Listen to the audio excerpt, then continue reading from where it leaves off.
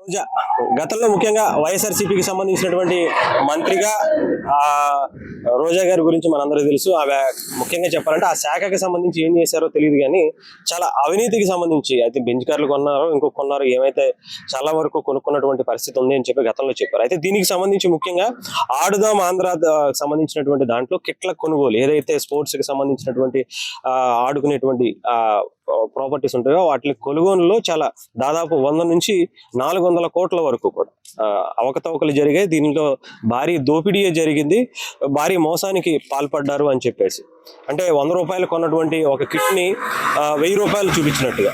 So ఇలాంటివన్నీ కూడా గతంలో రోజా గారు చేసినట్టుగా అయితే వస్తున్నటువంటి వార్తలు అయితే వస్తున్నాయి. దీనికి సంబంధించి ఆడుదాం ఆంధ్ర అవకతవకలపై ఏసీబీ విచారణ మరికొద్ది సేపట్లో జారీ చేయబోతున్నట్టుగా తెలుస్తుంది. ఏసీబీకి ఏమన్నట్టుగా తెలుస్తుంది.